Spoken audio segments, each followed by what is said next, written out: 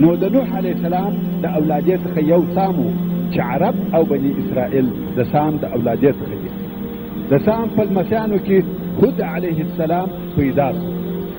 د هود علیه السلام شجره په دې ډول ده: هود ابن عبد الله ابن رباح ابن جارود ابن عاد ابن عود ابن ارم ابن سام ابن نوح. نو ځکه د هود علیه السلام و قوم ته عاد ویل کیږي او دغه رنګه ارم هم ورته ویل کیږي، ځکه دغه عاد او ارم د هود علیه السلام په نیکهګانو کې دي. د هود علیه السلام قوم په یوه ځای کې اوسېدی چې و دغه ځای ته احقاف ویل کېده. او دا چې په قرآن مجید کې د احقاف په نامه سره یو صورت موجود دی، هغه هم په دغه سبب چې نسبت یې و دغه منطقې ته شوی دی کوم چې هلته عادیان اوسېدل. او د احقاف ترجمه یعنی ریګي غرونه یا ریګي تپې، څرنګه چې په دغه منطقه کې د ریګو غونډۍ ډېرې وې نو په دغه نامه وبلل شوه. او دا ځای چې په یمن کې دی د عمان او حضرموت په مابین کې د بحر پر برابري واقع دی چې و هغې منطقې ته شهر ویل کېده. اوس نو وطن یمن شو، ټوله منطقه شهر، او د دغه ځای نوم چې عادیان پکښې اوسېدل احقاف. الله عز وجل فرمایي: واذكر اخا عاد، یعنی ای محمد صلی الله علیه و آله وسلم و دغه کفارو ته قصه د هود علیه السلام بیان کړه چې د عادیانو قومي ورور و. اذ انذر قومه بالاحقاف، کم وخت چې خپل قوم یې په احقاف کې د الله عز وجل د عذاب څخه وبېراوه. دغه احقاف د عادیانو د استوګنې ځای و.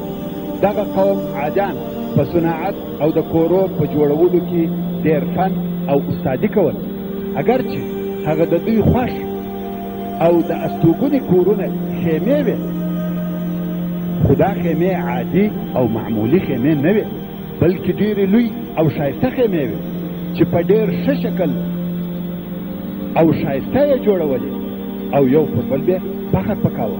الله عز وجل فرمایي: ألم تر كيف فعل ربك بعاد إرم ذات العماد. ایا نوینه نه خبر چې ستا رب څه کړي دي په عادیانو، په ارمیانو چې خاوندان د لویو لویو ستنو وه. د عماد څخه مقصد د خیمې عمودونه دي. الله عز وجل د دوی فن او صنعت بیانوي: التي لم يخلق مثلها في البلاد.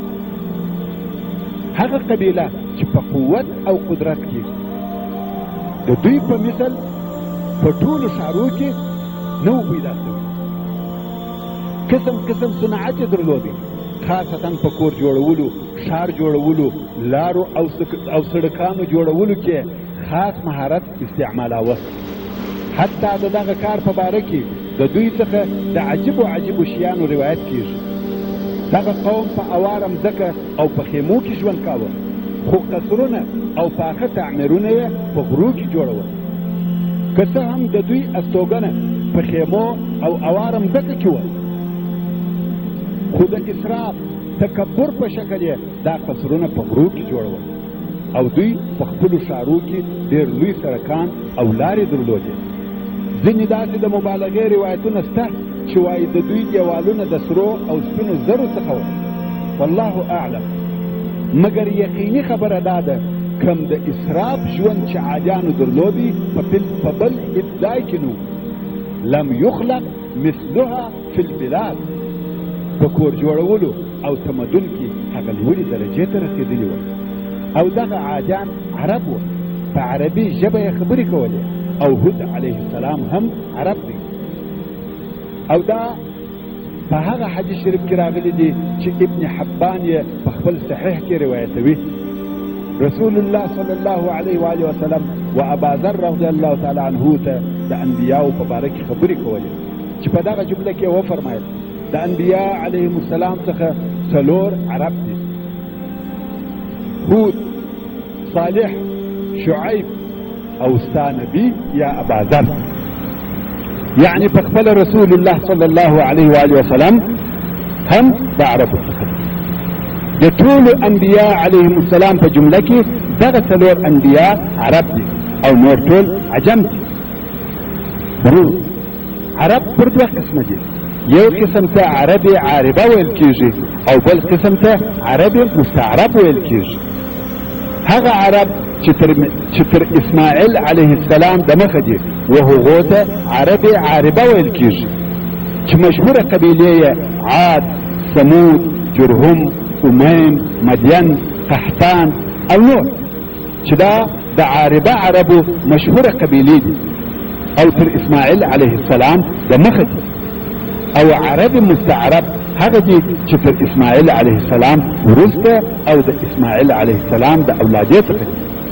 په خپله اسماعیل علیه السلام عرب نو، بلکې دی کنعاني و، خو کوم وخت چې پلار په مکه مکرمه کې پرېښاوه نو دی یوازې د عربو څخه سو، بلکې د هغه فصیحو عربو څخه سو، په عربو کې لوی سو او د ده علیه السلام څخه د عربو فصاحت شروع کیږي، چې د هغې جملې څخه د رسول الله صلی الله علیه و آله وسلم فصاحت دی، چې نادر او بې مثله فصاحت دی. د نوح علیه السلام تر طوفان وروسته چې بشر ټوله ختم سو، د دوهم وار دپاره بیا د هغې منطقې څخه چې نوح علیه السلام اوسېدی بشر په نشرېدو سو. نوح علیه السلام د شام په شمالي طرف کې د ترکیې و جنوب ته اوسېدی.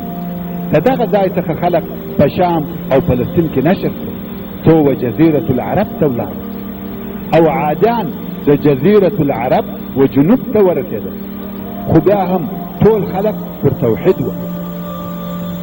کم وخت چې د مځکې زیروح ټوله مړه سوه او یوازې د نوح علیه السلام اولاده پاته سوه، بل هیڅوک نه وه، نو ټول موحدین وه، تر څو چې د عادیانو قبیله راغله.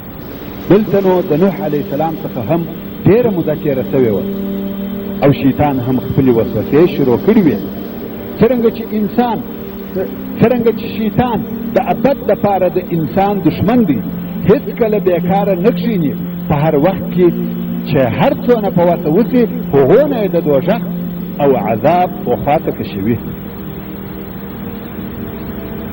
نو د دوهم وار دپاره د عادیانو په قبیله کې د بوتانو عبادت شروع سي. دغه عادیان هغه قبیله ده چې پس د نوح علیه السلام څخه یې د اول وار دپاره د بوتانو عبادت شروع کړي. لکه څرنګه چې د مخه مو درته وویل، دغه قبیله یو خو په تمدن کې ډېره مخته تللې وه او بل الله عز وجل ډېر لوی او قوي بدنونه ورکړي وه، چې دا موضوع په قرآن مجید کې ذکر شوې ده. کوم چې هود علیه السلام خپل قوم ته وایي واذکروا اذ جعلکم خلفاء من بعد قوم نوح وزادکم فی الخلق بسطة فاذکروا آلاء الله لعلکم تفلحون.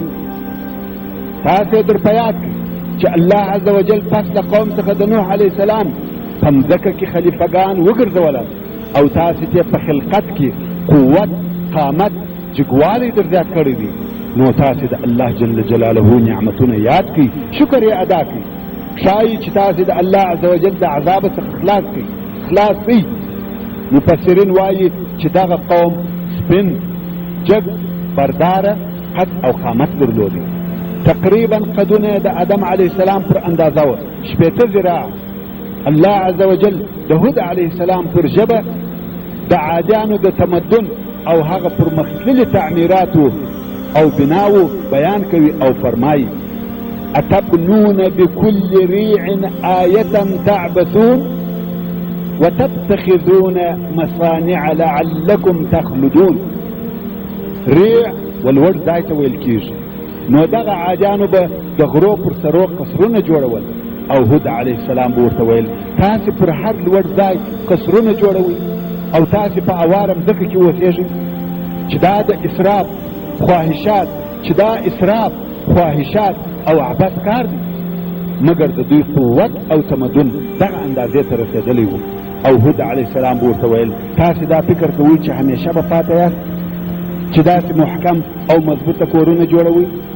واذا بطشتم جبارین څرنګه چې دوی ډېر قوي وه د هغه وخت پر ټول بشر دوی حاکمان وه نو هود علیه السلام ورته ویل کله چې چاته لاس ور اچوي حمله پر کوي په ظلم او جباریت سره لاس ور اچوي د الله عز وجل څخه وبېرېږي او زما اطاعت وکړي فاتقوا الله واطيعون څرنګه چې عادیانو قسم قسم نعمتونه درلوده اولادونه حیوانات باغونه د اوبو چینې مالونه قوت لوی بدنونه هر شی درلودي نو خود هود علیه الصلاة والسلام ورته ویل واتقوا الذي امدكم بما تعلمون امدكم بانعام وبنين وجنات وعيون مگر بیا هم پر دغه ټولو نعمتو دوی د الله عز وجل شکر نکي ادا کفر او د بوتانو عبادت یې کاوه الله عز وجل فرمایي فاما عاد فاستكبروا في الارض بغير الحق وقالوا من اشد منا قوه یعنی عادیانو په مځکه کې په ناحقه سره لویي او کبر اختیار کړ او ویل تر موږ څوک قوي دي کم وخت چې دوی د دغه نعمتو مالکان سول او پر بشر قدرت او تسلط پیدا کړي په کبر غرور یې شروع وکړ په عوض د دې چې د الله عز وجل حمد او شکر ادا کړي کبر او غرور یې شروع کړ ورونو تاسې پوهېږئ چې د ابلیس علیه اللعنه د نافرمانۍ څخه تر اوسه او همیشه کبر د ټولو ګناهو اساس او ریښه ده په عوض د دې چې عادیان شکر ادا کړي څه ویل من اشد منا قوه څوک تر موږ ډېر قوي دي د الله عز وجل سره عناد شروع کړي اولم يروا ان الله الذي خلقهم هو اشد منهم قوه ایا دوی نه ویني او نه پوهېدل چې هغه الله چې دوی خلق کړي دي هغه ذات تر دوی ډېر ډېر قوي دي نو کوم وخت چې دغه عادیانو کفر او کبر اختیار کړي الله عز وجل هود علیه السلام په نبوت سره غوره کړ او هود علیه السلام په دعوت شروع وکړه خلق یې د یوه الله عز وجل و عبادت ته رابلل الله عز وجل فرمایي والى عاد اخاهم هودا قال يا قوم اعبدوا الله ما لكم من اله غيره افلا تتقون الله عز وجل فرمایي وعادیانو ته مې د دوی قومي ورور هود علیه السلام ورلېږلی و هود علیه السلام وویل ای زما قومه د الله جل جلاله عبادت کوئ بې له الله جل جلاله تاسې لره هیڅ معبود نشته ایا تاسې د الله جل جلاله د عذاب څخه نه بیریږئ قال الملأ الذين كفروا من قومه إنا لنراك في سفاهة وإنا لنظنك من الكاذبين هغه د قوم څخه د کفارو مشرانو وویل چې موږ تا په بې عقلۍ کې وینو او موږ پر تا ګمان کوو چې ته د درواغجنانو څخه یې یعنې اول خو بې عقلې خبرې کوې او بیا وایه چې زه نبي یم دا خبرې د الله جل جلاله د طرفه درته کوم نو اول یې د بې عقلۍ نسبت ورته وکړي او بیا یې د درواغ مګر هود علیه السلام په ډېره سړه سینه ورته وویل قال يا قوم ليس بي سفاهة ولكني رسول من رب العالمين أبلغكم رسالات ربي وأنا لكم ناصح أمين أوعجبتم أن جاءكم ذكر من ربكم على رجل منكم لينذركم واذكروا إذ جعلكم خلفاء من بعد قوم نوح وزادكم في الخلق بسطة فاذكروا آلاء الله لعلكم تفلحون هود علیه السلام وویل ای زما قومه په ما کې هیڅ بې عقلي نشته مګر زه د رب العالمین د طرفه رسول یم و تاسې ته د خپل رب پیغامونه در رسوم او زه ستاسې دپاره امانتکاره نصیحت کوونکی یم ایا تاسې د دې څخه تعجب کوئ چې ستاسې د رب د طرفه څخه دې ذکر پند نصیحت د یوه سړي پر ژبه درته راسي چې هغه دې ستاسې څخه وي دا عجبه کار نه دی چې ستاسې د قوم څخه دې پر یوه سړي وحي نازلې سي چې تاسې وبېروي ورونو دا عجبه خبره ده چې د بشر په دماغ کې ځای لري.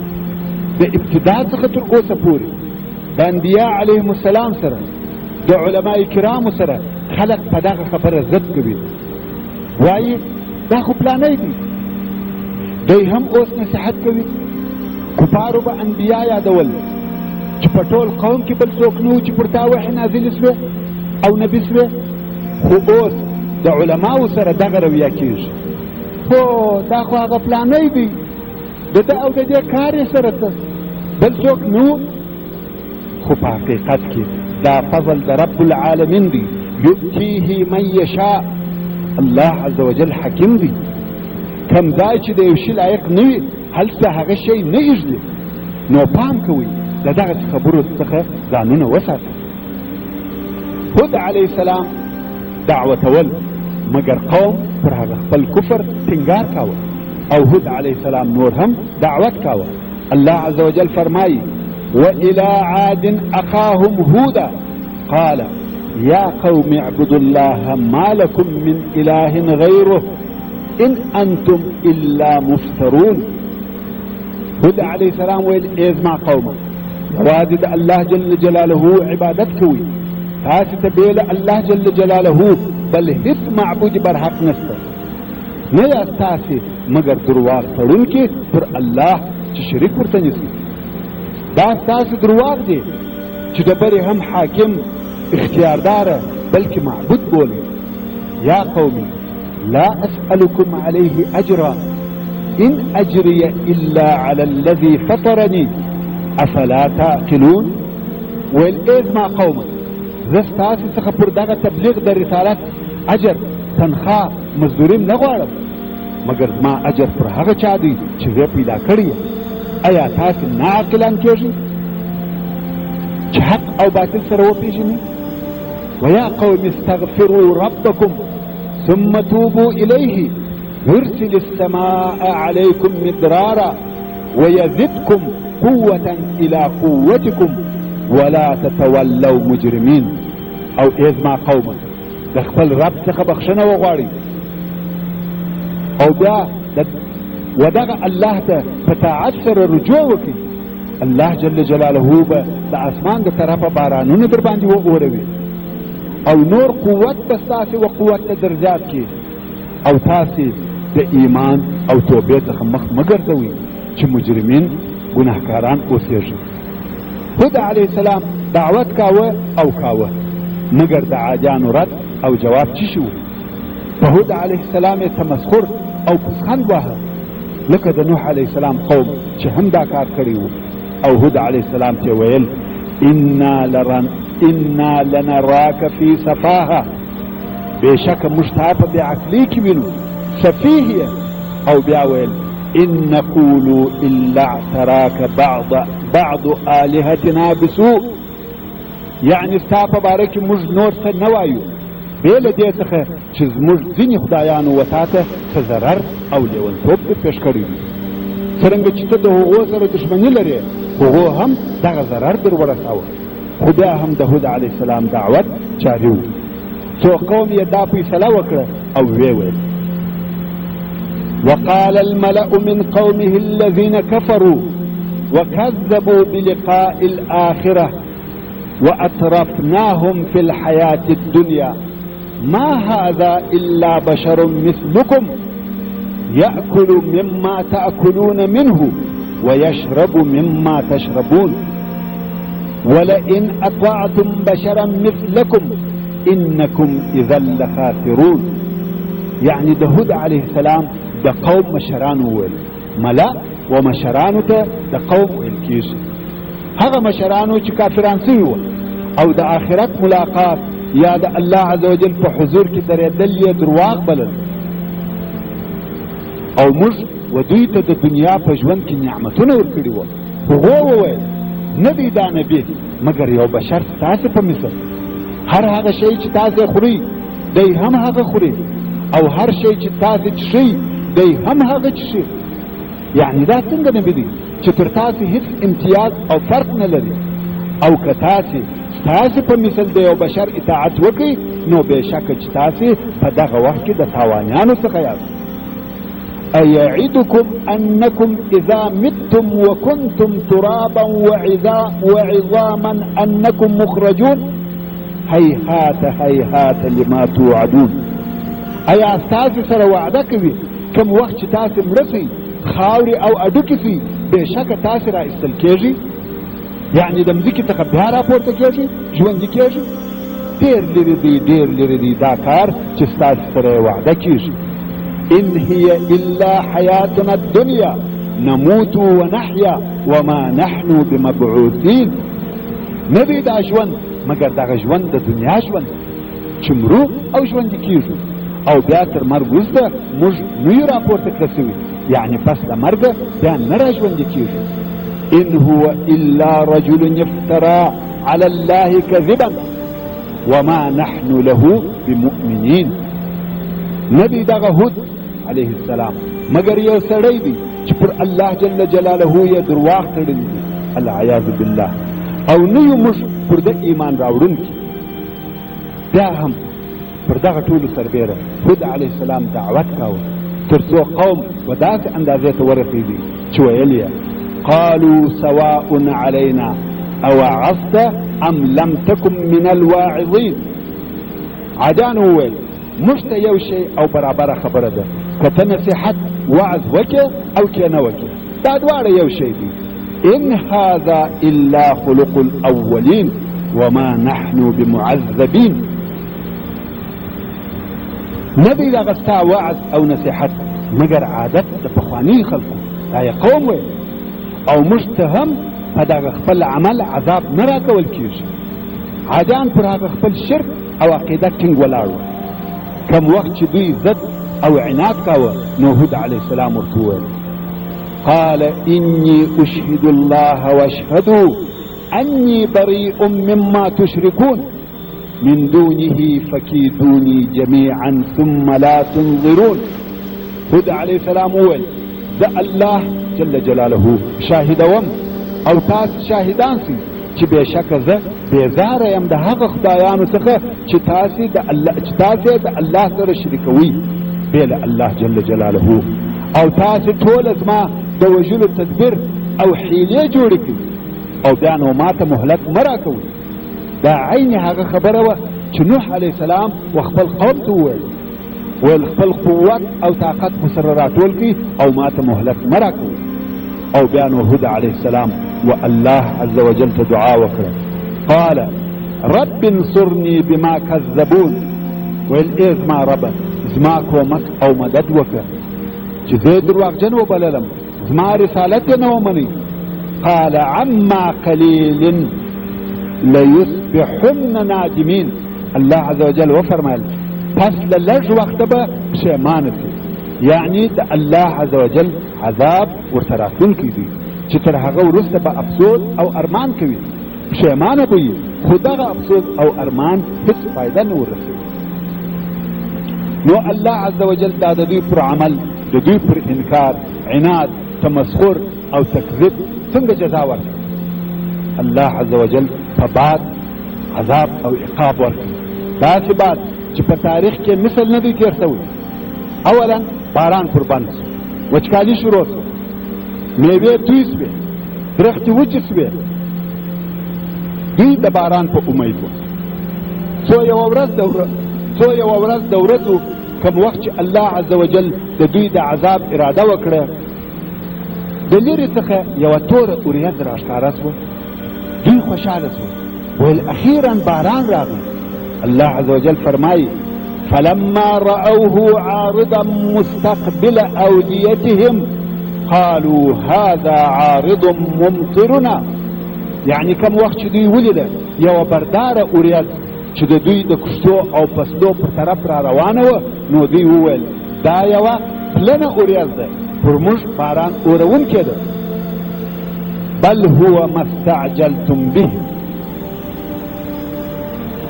ريح فيها عذاب أليم. هود علیه السلام وویل دا اوریځ نه ده، بلکې دا هغه عذاب دی چې تاسو د هغه تلوار کاوه.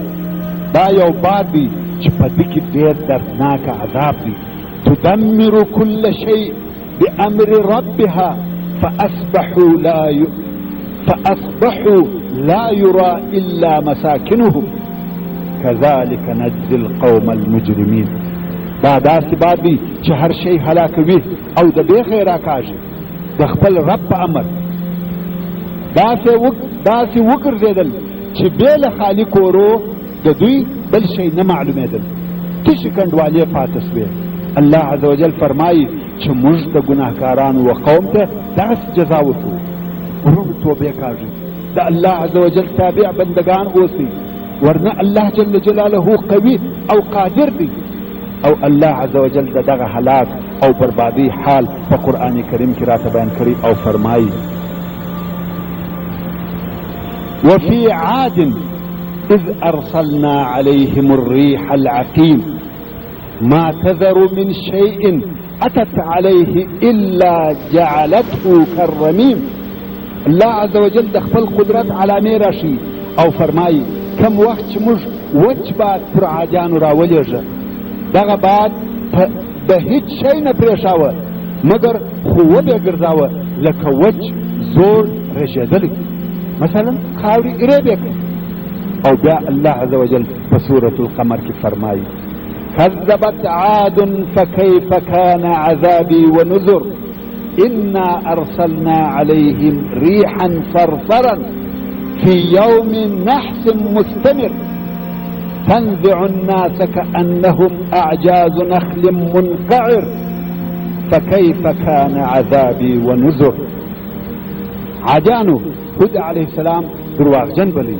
الله عز وجل فرمایي زما عذاب او زما بیرول څنګه وه؟ بېشکه چې ډېر سخت باد په بده نحسه ورځ کې موږ پر دوی رالیږلی وو. داسې باد و چې خلک یې د پټو او ژورو ځایو څخه رایستل، په هوا بې کړه او بیا به یې د مځکې ووهل.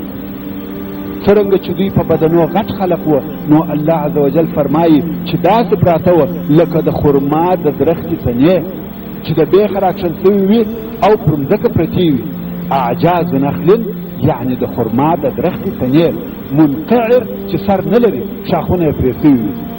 باد به دغه غټ غټ انسانان پورته کول او بیا به یې هلته پر مځکه غورځول، سر به د بدنو جلا سو، بې سره بدن به پاته سو. الله عز وجل في سورة الحاقة فرماي وأما عاد فأهلكوا بريح صرصر عاتية سخرها عليهم 7 ليال و8 أيام حسوما فترى القوم فيها صرعى كأنهم أعجاز نخل خاوية فهل ترى لهم من باقية. او هرڅه چې عادیان و دوی په ډېر سخت او یخ باد هلاک رسوه چې الله عز وجل پر دوی وشپې 8 ورځې پرله پسې مقرر کړي وو. نو تا به دا قوم لیدي چې مړه به پر مځکه پراته وه لکه د خرما د درختو تنې.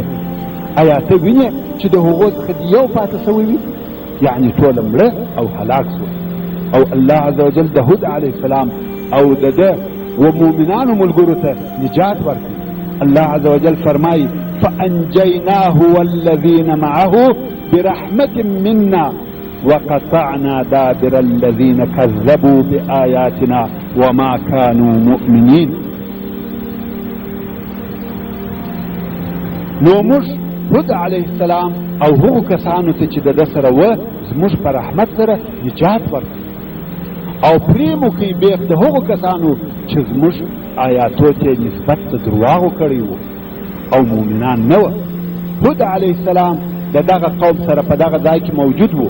دغه باد وهر ځای ته ورتلی بې له هغه ځای څخه چې هلته هود علیه السلام او د ده ملګري وو.